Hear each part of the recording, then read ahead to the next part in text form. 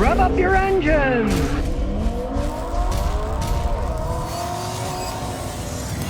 Check it out. The 2022 Chevy electric Hummer. It's on the back of a big old Chevy Landau tow truck, and it barely fits on the back of the thing. It is so huge. And what is it doing? It's going to an auction, a Barrett-Jackson auction. It's kind of a gambit that they do. The first one they make, they auction it out to see how much money they can get. Big charity thing. It'll probably go for $1 million something, because when they bring something like that out. It has a 3 electric motor drivetrain. It's fed by a 24 module lithium battery pack. Is 1,000 horsepower. They claim it's going to have 350 miles of driving range. Now, its native voltage just runs on 400 volts, but it's going to be switchable to 800 volts, so it can use those really fast charging 800 volt systems, which they claim can add 100 miles of driving range in just 10 minutes when you do it on the 800 volt charging, if you can find one. So it's on the way to the auction. Now, realize these things are going to go for over 100 grand, and who knows what kind of markup the Chevrolet dealers are going to have on it, but it is huge, but it is electric. It's a non-polluting Hummer. Of course, the electricity is generated somewhere, so I'll talk about that, but the vehicle itself isn't going to pollute because it's going to be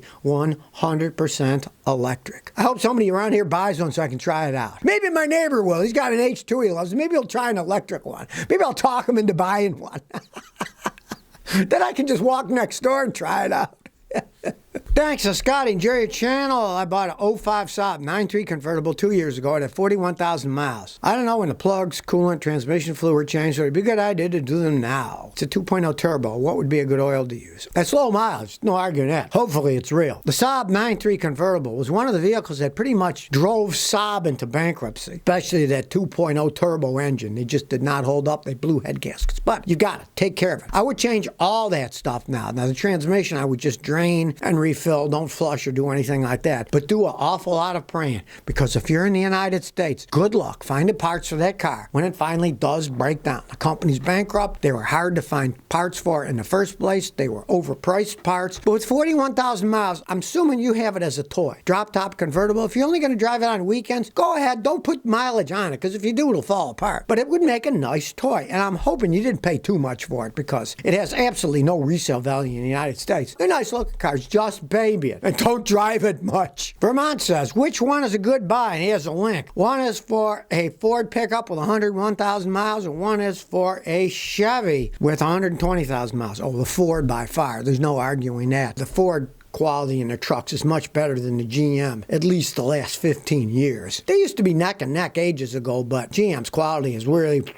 And Ford, although they have some problems, nothing compared to the nonsense that General Motors is putting out in their smaller trucks. This was an F-150 versus a Sienna, so they're relatively similar. If you were talking about like a 2500 HD, a full-size GMC or Chevy truck, those are different. They're better made. They're commercial vehicles. But their regular 1500s, they don't compare with the Ford F-150s at all. The F-150s are much better vehicles. Mark Snodgrass says, 2011 Nissan Sentra, 148,000 miles. Check my oil. The top of the inside of the cap is filled with foam. I'm not sure it's good. I don't know what it means. All right. If your head gasket is blowing, you will get foam, kind of like milkshakey liquid goo on the top of your oil cap. I know it's a Nissan with 148,000 miles. Odds are the head gasket's probably blowing. Do my video, how to tell if your head gasket is blown, Scotty. Watch that on YouTube. You can get the little kit from Amazon for 35 bucks on sale. You can go to auto parts store, buy it, do that test. And if it's going, then you got to decide. You want to keep the car, maybe try a little sealer like AutoZone sells to try to seal the head gasket, or just get rid of the vehicle. Now, if it doesn't show that it's leaking, it can be you're not driving your vehicle enough, because when you burn gasoline in Earth's atmosphere, one of the side effects is you create water vapor. And if you don't drive your car enough, the water vapor can build up inside the engine, and then the oil kind of foams on the top of the cap. That will often happen if you don't drive enough. But if you drive down the road, the highway every day, and you're going 65 miles an hour for at least 15, 20 minutes, that will boil all the water out of it. There won't be any. In your case, it's probably the head gasket starting to go, so do my test. See if it is. And if it is, you might think, time to get rid of that stupid Nissan before the engine blows. 03 Lexus Lexus RX300 says, Scotty, love your vids. I got an '03 Lexus RX300 with 57,000 miles in Hong Kong. I'm the original owner. I've never changed the tranny fluid. What should I do? Go ahead and change it. Just drain out what comes out and then fill in the same amount. The Toyota Lexus products, they don't shed clutch material like big American transmissions do, where you can have a problem if you change the fluid. Just change it. Use the Lexus fluid, go buy it and have it changed. It's not that big of a deal, but it's so old, 18 years old. Change the fluid. Things wear out over time. Change the fluid, and it won't hurt anything. Overage, things will wear out. It's a good idea to change it. Then if I were you, I would just change it maybe every 8 years, 5, 6, 7, 8 years or something, because you don't drive many miles, but I still would change it. Chief Pontiac says, Scotty, have you watched Derek on the Vice Grip Garage on YouTube channel? Interesting idea. He purchases older vehicles without even seeing them, gets them running and drives them back home. Well, I have to check it out now. I'm busy right now filming, then I got to go fix some cars, but I'll have to check it out. Derek, the Vice Grip Garage. Now, a lot of people flip cars and do stuff like that. It can be fun. It can be interesting. There's one thing that if anybody out there are going to try it, you got to realize you're going to be skirting the law a whole bunch. They're driving them home with no insurance, no registration. They're breaking all kinds of laws, most of them. I know a lot of guys that flip cars and they're taking their life in their hands, that the cops pull them over. They're going to have no insurance, no registration. And of course, you're taking a gamble yourself because you're buying a car they've never seen. You get them running and drive them. What if the brakes go out? If the transmission breaks, strand you somewhere, they overheat. There's so many things that can go wrong. The better thing to do, if you want to do something like that, is get yourself a nice truck with a big flatbed that you tow, and then you can just push the car, or if it runs, drive it onto the flatbed, drive it home, and then fix it at home. It's a lot safer than just getting in and driving it home. Even if somebody's following you, you're probably going to end up breaking a whole bunch of laws driving that thing with no insurance, no registration. You get caught, it's going to cost you a whole bunch of money and maybe a night in jail.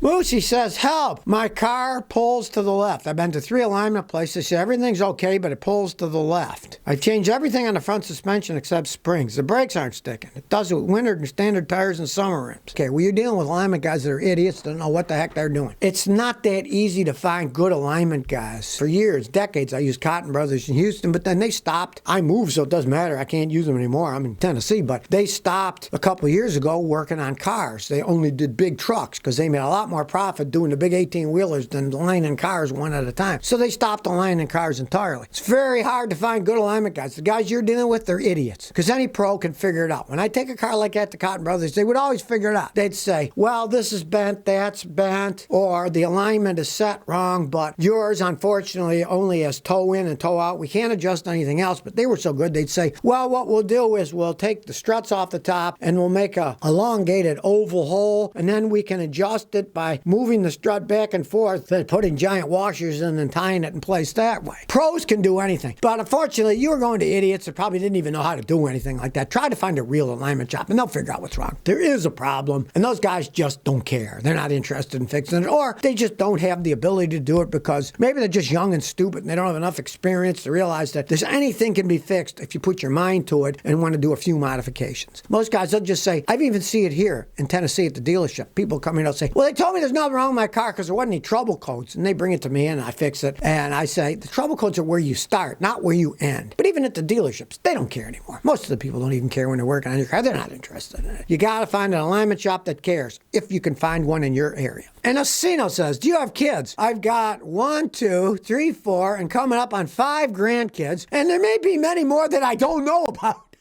I was wild in my young days. I may have some in Canada. I don't know. In Illinois. You never know.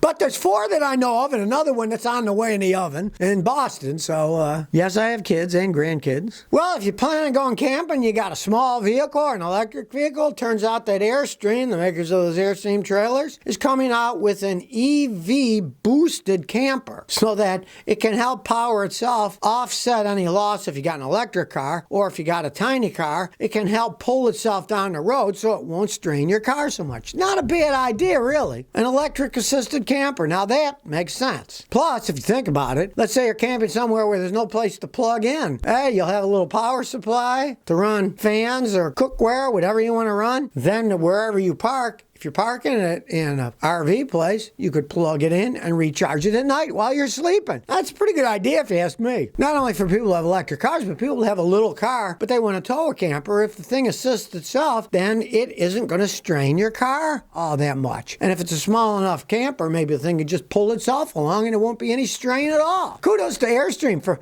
finally finding a useful thing to do with electric vehicles. Make a camper self-propulsion, or at least partially self-propulsion, so anybody can tow a little camper behind them. So if you never want to miss another one of my new car repair videos, remember to ring that bell.